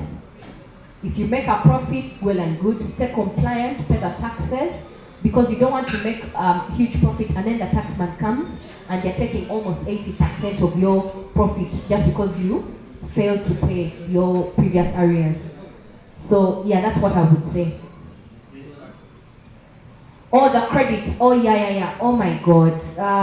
I know for a fact that this is done by supermarkets, especially if you have products or shops. What would the alternative be? You want to be paid the moment you deliver? A small and growing business. So market standards have really been set that happens, because I'm also sure that they can't pay beforehand, either because they don't have the money, they don't know how your product will be received, they might be incurring this investment, and then your product has longer shelf life. Most of them, this is what I discovered. Yeah, please give him a microphone. This is what I discovered. Okay, I'm running a startup, but my business is medical equipment. I was working at Case, I retired. I'm now supplying them with equipment. But this is what I discovered. You come in as a supplier, they see you are desperate for business, then they put you a condition on your business that give us credit. Then you give you business. You give them credit. When you give them credit, then they know that you are desperate. They take advantage of that. Behind the scene, then afterwards, they use your money, they use your supplies to make money. And then you delay. So those are things which entrepreneurs are facing, regardless of how much we are tagged. That 3 years businesses are not surviving. Yeah. But we are not also sharing these insights that businesses are they are facing an unfair situation which we need to look into. Okay, you're not a policymaker, but these are things beyond your control. Let me give you an example. One day I used to discuss something with a professor, an in-law of mine, about why businesses close when chase away the Indians. Yeah. But he told me something which I'm going to share right now for you guys to know. That Indians, when they are starting a business, they debit it. They started a business worth 100 millions, but they don't pay suppliers intentionally so that the business can be in debt for over 300 millions. Anytime you can run away. I saw one business which did the same, and they changed the company. The company name, the same business, but they changed the company. They were dealing in the same field, but then they changed. But this is a professor who told me, but that's what Ugandans faced that time.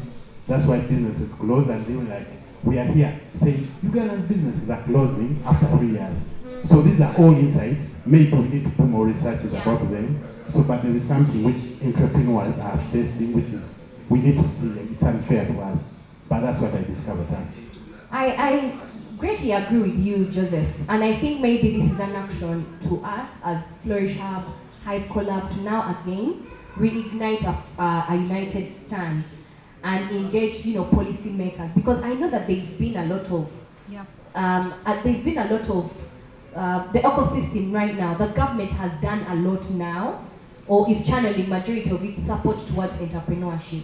But if we once again table these challenges from entrepreneurs, perhaps we could get some leverage. Yeah. So maybe that's an action for us. And in the next, maybe next year or by the end of the year, we hope to have some good leeway. Yeah, thank you for that.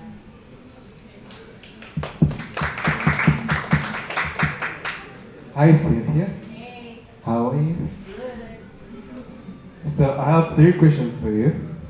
Hope that's not a lot. Okay. Our last one is a sister, and she's very creative. So maybe I'd like her to work in your path. So, but I just have a few questions about Flourish Hub. What's your business model? Is it for profit? Is it a non-profit? And also, what kind of girls do you admit, into your hub? Okay. So that's one. Another one is giving feedback to women, because I noticed with your team you work with women, and I'm more of a guy of excellence, Yeah. Even I may not look, but I am. So yeah, I play a lot, but when it comes to business, and most times, because I'm a creative person, I find ladies very creative, right? They always want to add something, right? So, but feedback, when something is shit, I'm going to tell you this is shit. And I found the challenge whereby they take it personal sometimes. Probably the way I say it, okay? But sometimes in the moment, I'm ignoring the emotion, but I'm telling you, this is wrong, and we need to move on first. And then after some time, I'm like, okay, maybe I should have stayed softly, right? Yeah. And so I think, how do you deal that with your team? And how do you advise or deal with that? Because me, I won't allow, because I want to make you feel good for us to go in date or whatever, but you have to be a good team. So I would like to see. Then finally, what are your values personally for family, right? Because most of the time when you're a career woman, you sacrifice a lot. Yeah. But also, sometimes it may catch you, up there, and you're like, oh, I don't have a family and stuff. So, yeah. But you personally, everyone can just say that's their life, right? But you personally, what are your values and how do you balance that if you handle both? Okay? Thank you. That's all. Okay. So first, we are for profit. That's our business model. The kind of women that we admit into our programs depends on our internal programs. We have a livelihood program that supports women economically disadvantaged women to receive access to resources. So we first set them through training, how do you build and sustain a business, and then have them access resources and markets. And then we have the school's digital skilling program, where we skill young girls and women in school. So this is geared towards, girls often drop out, and for reasons tending to the parents cannot afford school fees anymore or marriage. But if we equip these young girls and women with skills for the digital economy, they're able to be self-employed or even get employment, work remotely. When it comes to handling women emotionally, guys, I don't play. I play, and I've created a culture where my team and I talk on a level where we are friends. But when it comes to work, we are here, we know what we are here to do. And so that is what I also continually inspire in my team. Let's come here, we can talk, we can chat, but when it comes to work, we are not double-sided, okay? We know what the vision is. So handling women, oh my God, women are emotional beings. I'm equally emotional, okay? So you have to take as a leader, you have to make very hard decisions, okay? You're not going to run your business on emotions. If that said woman or person is continually bringing emotions into your business, I would suggest you let them go. Because two things are going to happen. Either your business is going to go down, or you're also going to start to become emotional about so many things, which you shouldn't as a business owner. Okay? So handle things. In the office, we are here for office. If someone is bringing emotions, let them take leave. Let them come back when they are in a much better headspace. And then lastly was, pardon? Oh, the family values. Oh, I am very married and a mother as well. So thank God I have a supportive unit. Okay? But also I know that Miss Apeja here was going to ask me about work-life balance. Let me tell you guys, as women, you're always sacrificing something. And the quicker you know that, the quicker it is going to be easier for you to get a support system in place. Yep. When your if I stay, what time is it? It's almost 8. And my children are already back home waiting for me, okay? So that means I'm sacrificing bonding time with them to be here, to do business. So I know for sure that I've put a system in place where, and women must be able, and honestly men, you must be able to allow for this. If she can afford a nanny, if you can afford a nanny, have her, hire her, okay? I don't have to come from this and go back and prepare a buffet. You get, you're seated in the chair waiting for the buffet. I can prepare it. And women in this room should prepare the buffet for their families. But there are certain times where it's going to, like, I'm honestly also just human and I'm tired and we must be able to agree. That's why it's also important who you marry. Men, it's also important how much you're willing to compromise, okay? Do not put hard leashes on your woman when you know she's trying to build an empire that will in the future benefit the both of you. Okay? So this is a very sensitive topic. I can hear the room is quiet. The silence is resounding. And it's this side mostly. Asking men to compromise, they're not doing us favors. Yeah. Exactly. So really, your partner should be your partner. I shouldn't be begging for a man to support with child care, with child taking care. And also women, I also aspire on my vision board. I want to have a chef to cook for me meals as well, to wake up to a table late for breakfast. And women should not be made to feel bad for wanting those things. And really, so I just was uncomfortable. Yeah. No, I like the fact that you say women should not be made bad to feel uncomfortable. But while we do all this, even while we are empowered, guys, let's not forget we are, like, even our men are riddled in culture. You get, like, there is culture surrounding us all around, you get. So why I say compromise, because we've been taught, find a way to manipulate a man's mind. Let it be as though you're begging him. Nyamba. Nyamba to take care. You get, like, Nyamba to take care of his family. Nyamba. That's, you get, like, it's honestly dynamical and it's very flabbergasting to say this, but manipulate the men. If a man agrees, then we can go ahead. Yes, Shami. Yes. First of all, congratulations. Thank you. Flourish Hub. Yes. Thank you very much for thinking about entrepreneurs. For me, I really have a prayer and request to you, is that sometimes entrepreneurs spend 5 years in hubs, in acceleration after incubation after this, after that.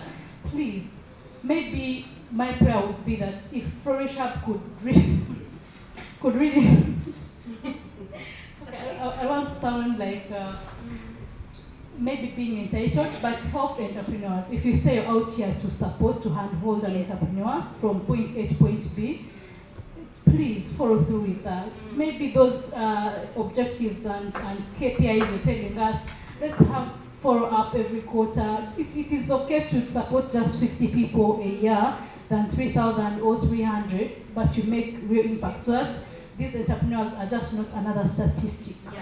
The other thing I wanted to ask really, I wanted to share something about what he was wondering. First of all, I've seen Israel Education, we also supply NGOs, we are vendors, and I've appreciated the fact that NGOs will ask you to take payment within 30 days because they really follow processes. Yeah. You're not going to do work without an LPO. You're going to respond to that LPO. You're going to put in an invoice. You're going to put a delivery note when you deliver the service. They're going to give you a certificate of completion. Sometimes we want to do things of you do a service and I pay you, but it actually does not support your financial health. Yeah. So if what is your policy, your financial policy as a startup or as a business? For you, how do you do business? Maybe if you want business of being paid, then maybe you do not want to be a vendor that is going to wait for 30 days.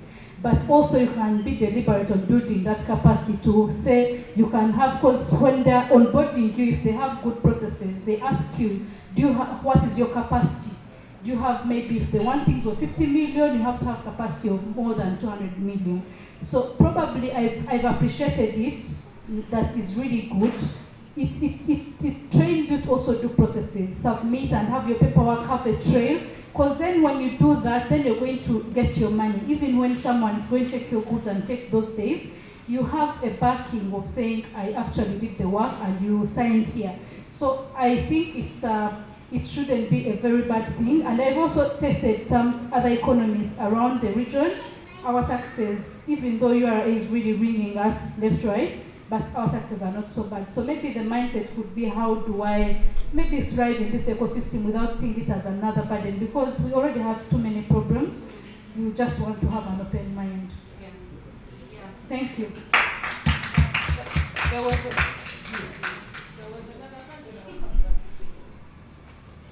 Is it okay? Thank you so much for that wonderful presentation. And for me, it's mainly the theme that drove me here. And having realized that women are always holding the minority positions. This is seen in politics, this is seen in businesses, this is seen in the economy. And flourishing is one thing that we need to emphasize. But I also believe that women can dominate in this field. Take an example of the president of Namibia, she's a woman. Sylvia Mulinge, the CEO of MTN, she's a woman. And I think our focus should be on how do we help them not to just flourish, but dominate within these fields. And that does not mean that they are equal with men, but in their capabilities as women, they are empowered to thrive as the women and allow the men to dominate as well, but we are empowering them in that regard. So I thought that is where I would point my focus. But my concern is now with the women vendors that we have on the different streets. And we've seen how they are disadvantaged by the policies enacted by KCCA. In as much as KCCA is trying to work with UNDP to refurnish our markets, these are still finding challenges that they cannot further improve their livelihoods, which is one of your core areas, empowering women and transforming livelihoods. Most of these are on the streets because of the high taxation rates. They are unable to go into the formal sector simply because they are worried about the high taxes. They're worried about not earning an income, and yet they have families to go back to. How have you reached out to those women? Because they are the minority and they are greatly affected. So how are you sensitizing them about the benefits there are in formal registration, and how have you really reached out to ensure that they have the necessary skills for them to thrive within those businesses they are working on? Thank you so much, Patience. So our livelihood program basically targets those women. Women in markets, women on streets, women on... That's why they are, in a report I read by UNDP, they are called the economically disadvantaged women, okay? They make small incomes, they're trying to sustain themselves and families through these small businesses. So we, in the livelihood program, we onboard these women, usually through cohorts, and then do thorough training. And this training is personal development. You can't run a business without understanding self. And then how do you build a business? If you already have a business, how do you take it to the next level? Okay? And then while we are doing all these trainings, we are also instilling skills like confidence, skills like vision, body, or drawing out your goals, skills like record keeping, financial literacy, all those things. And then at a later time, we graduate them. So we are also in partnership with so many ecosystem players, URSB, to just make sure that these women actually walk that talk. There's one thing for me to say, oh, I want to be registered, but if you bring a partner that is in charge of registration, then I'm going to follow through with my what? With my commitment. So those partnerships, like I said, ecosystem and collaboration play, support us in making sure that we follow through with what we said. But our livelihood program is ideally for those women. And why we started this program is because, like Shamim said, the ecosystem already has entrepreneurs jumping from one accelerator program to the next. They receive 20K today and then go back. You'd think that with 20K, they want to now go ahead and receive 50K or maybe 100K. But now go back and still apply for 10K, 5K. Where is the growth in that? You get? So the reason we have our livelihood program is to train these women and bring them into the ecosystem where all this money is around. Ideally, they already have businesses. How can we now unsaturate the ecosystem in Uganda? So that's what we're doing. Yeah. There is a lady that had a question. I'm told to ask to give it to greet her. There's another lady. Can you sit on your hand? And then the other Thank you so much. Cynthia, I have only two questions for you. One is, how can we be part of your team, the flourishing team? Like, do you have, let me say, a WhatsApp group where we can know all these programs that are going on? Do you have digital mentorships? How we can follow up and be part of it? Yes. And then the next one was about the hiring part. The people that you hire in the company, either they make you or they fail you. Yes. Now there is this bit of hiring family members. How can someone go about that? It's really crazy. Yeah. So right after this session, if you'd like to join our community, we have a very functional community managed by Chirabo. Please meet Chirabo Arithias, the one in our court, yes, and just ask her how you can join the community. We are always sharing updates. Ideally, her and her team are always sharing updates of what we have going on there. And then the bit of hiring family members. Guys, let me tell you. Okay, first assess this family member. Are you hiring them because out of ego, out of sympathy? Assess their strength and value that they are bringing to the company. It's just, let me tell you, as a business owner, you have the power to say what? No. Okay, it's your business. What value are they bringing? And this value that they are bringing, is it what you need in your company right now? Because let me tell you, you'll be paying that 3 million, 5 million every month, and it will hurt your business, and it will also hurt you in the depth of your soul. Okay? So assess the people that you're bringing on board. This family member, who are they? What value are they bringing? Will they commit to be 100%, geared into your business? Yeah, you want to ask me?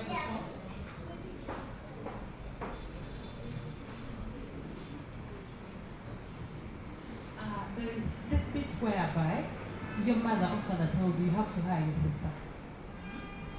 Because ABCD and you have a whole company and then you put in people we don't know. And then when you try to stick on your rules, then they will be like, yeah? You bring that conflict in between the family. It's even the same to husbands or something. You have different dreams and then you have to bring in your husband. Then your husband has to bring on the other culture thing. Let's do this, that will take up. She's other looking. Now she's this. Now she's this. So those things that bring in conflict between parents,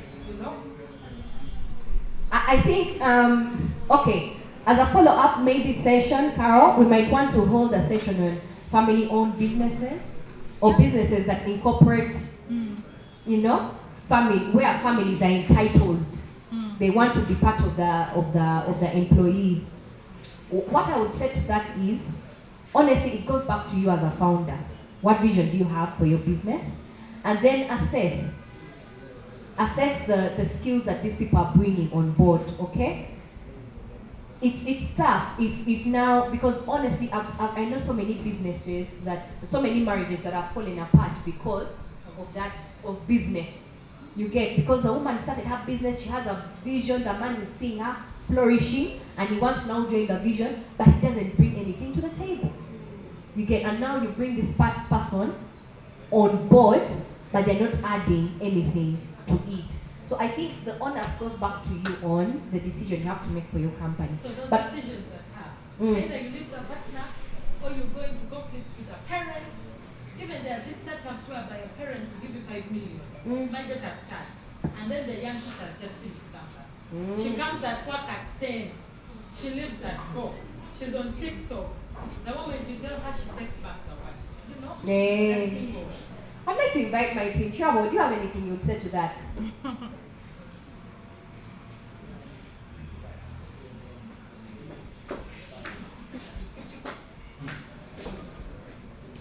Okay. Hello everyone.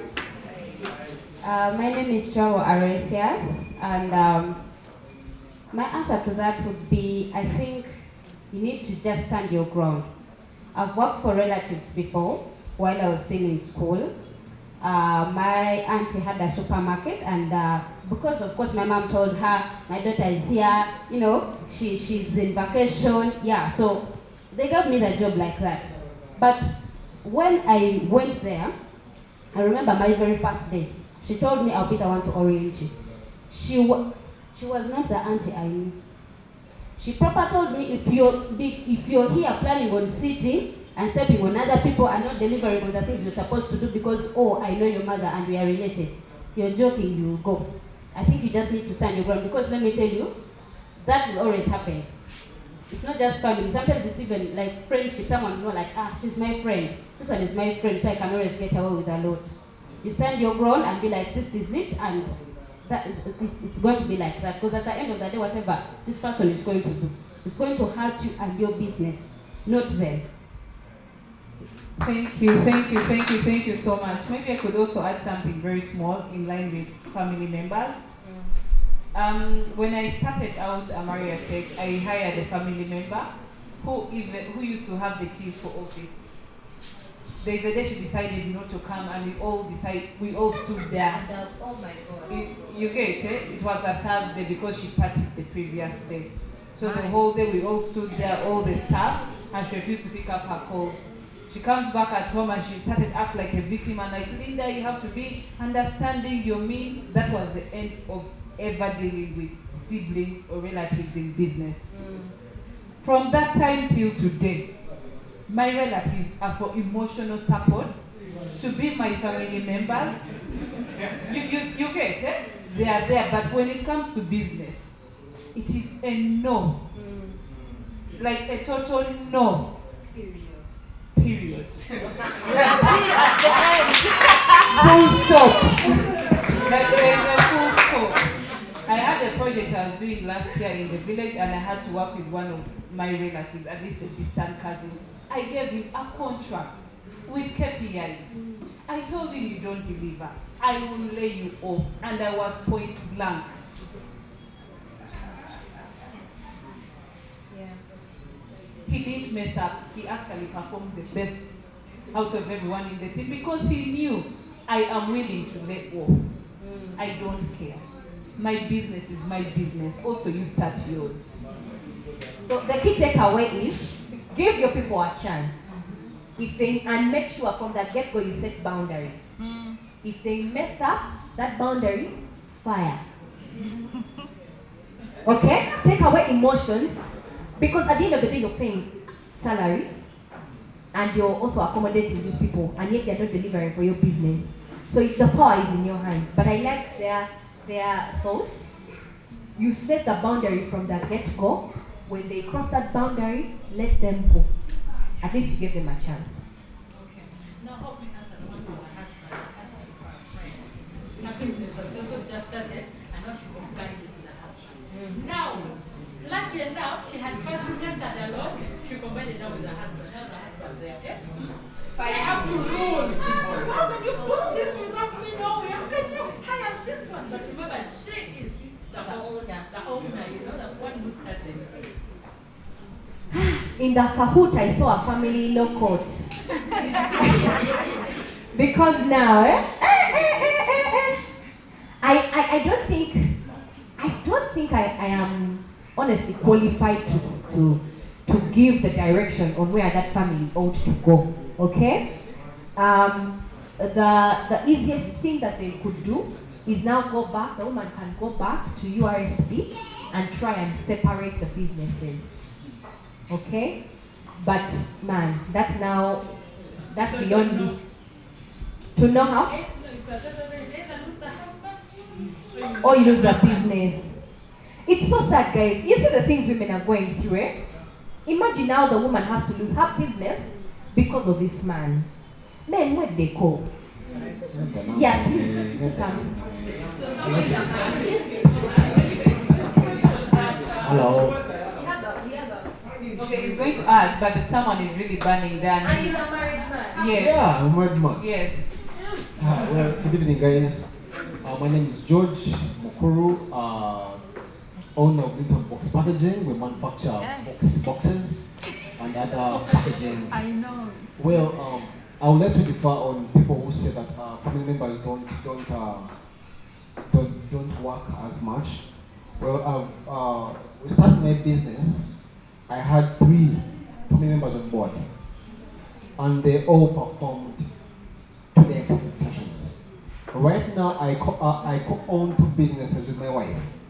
In fact, 3 businesses with my wife, and all the businesses are running very well. So basically, it's about you communicating what you need, and also this other person understanding where you really come from. So for me, I believe the people I've worked with, the family members I've worked with, I have a cousin right now, we're running a project still with some German team. We are working so perfectly, and there is no argument, there is no disagreement.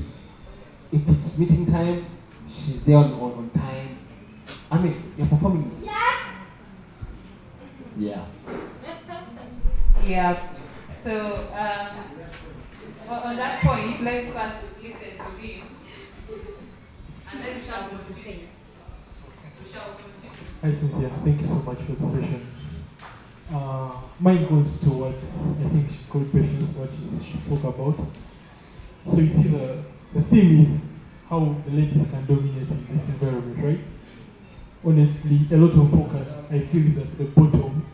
Like, yes, we are saying we're empowering the ladies, but still some of these organizations at the top management, it is the men who are standing there. Yeah. So don't you think that some of the focus should go towards shining a light on the ladies who are excelling in such positions?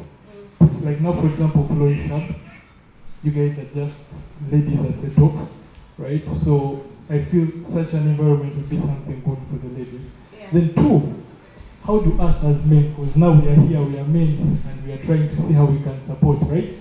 How do us as men play our part? And yet, at some point, there is a lot of, sometimes when you find 2 women fighting as a man, you don't want to get into it, you get it?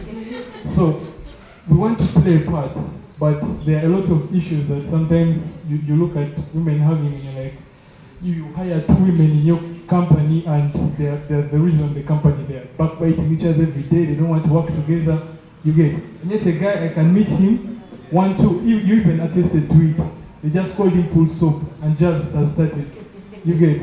That is something that's very hard in I don't want to put it, I don't want to generalize it because there are some cases where it happens. But how do we support in such a situation?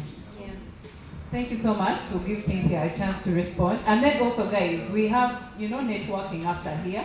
I'm going to take my next question, the last question from him, after she responds.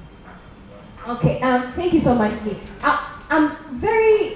I'm inquisitive to find out what he wants to say. He has been quiet, and he put his hand up. And the topic was banning family, husbands, what. But anyway, as you give him the microphone, yeah, let me just respond to him. Thank you very much. How can men become allies? I give you a commitment worksheet. And in there are so many ways you can. How can you shift power?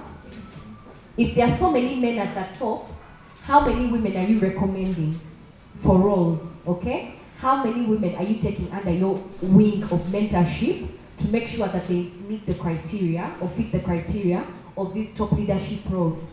And then, in your own business, how many women are you hiring? Okay, they're backbiting each other. Have you set standard? Guys, let me tell you, Baya, we need to stop playing about our businesses. You get? If these people are now causing a ruckus, give them warnings or let them go. You get? Anyway, and then speak up against biases in community. You get this worksheet has all the ways that you can support women to get to the top, okay? Individually, in community, at your workplace, in your business, whichever. Yeah. Yes, please, sir. Thank you so much, Dima. I want to address a matter she was talking about. I have a colleague of mine reached out to me like 4 weeks ago. His wife froze the accounts and they had to stop the business, the company, after funding coming in. And I'm feeling a bit more emotion that he had even to call me to borrow money for transport for the next week. So this thing is very sensitive. But for me, this is what I would advise. If you're running a business with your husband or your partner, what are your values? The question is, do you have a vision? One, for the family. Okay? For the business and for the partnership. When I say partnership, I'm talking about you and your guy behind where no one is seeing you. Because it's very, very important. Because whatever you see starts somewhere where you don't see. Yeah. Another thing is what's called excitement. I'm a guy, yeah. And then this guy is like, okay, this is how you are. I will show you who a man is. Without understanding. And then another thing is to try to understand your position as a woman. You talked about it, which I love. Because once you understand your position as a woman, it becomes so easy when I come in as a man, even when I try to impose an ego to you, because you know your position. For me, the people I fear in my life are women. She's saying, I also fear you. Women, they are very smarter than men, from my opinion. Yeah. Why? Right. Because they are good at conception. They're good at conceiving things. There's no a man who can succeed without a man. There's no a man who can succeed without a woman. Look for all of them. Even please clap for that. The men are not clapping. I can agree with you because it's a debatable one, but I can give you an example. All the billionaires who have got divorces, but look studied them before they got the divorces. No, the point is not about statistics. The point is not here trying to argue the statistics. It's what is the reality. Okay? So as I conclude this, the matter is I'm the only guy who works in where I work from. The rest are all women and girls. Now the funny is they're all teen mothers. So they'll wake up in the morning with their mood swing. She'll tell you know what? I had issues at home. But the point is you need to think not like her, but step in her shoes. Which sometimes means no one. So guys, whatever it is, if you don't have a vision. Okay. Whatever it is, if you don't have a values, you don't have a vision for three things: business, family, and your partnership. Because everything is about partnership and agreement. Thank you. You didn't disappoint. You did not disappoint. We are going to our last one, right? Yes, our last. Okay. I wouldn't leave this place without saying at least hello. But thank you very much to all the previous speakers. My name is Joseph Uswabi. I'm a student at Makerere who's about to start his end of semester exams on Monday. Very scared. And I'm also the CEO and founder of the Scholar Career Hub. We're a digital platform and we link the industry and academia. So basically that's what we do. Everyone here who's a CEO, you're part of my market share, you know? So since everyone has said a lot, I'm interested just to know how old is Flourish Hub and how do you make money? Thank you. Thank you. Okay, what a way to close off the session. How old is Flourish Hub? We are 3 years old informally, and formally we registered in November last year. Before that, before November last year, we were operating informally. How do we make money? We make money through, we have 3 models. The first model is events.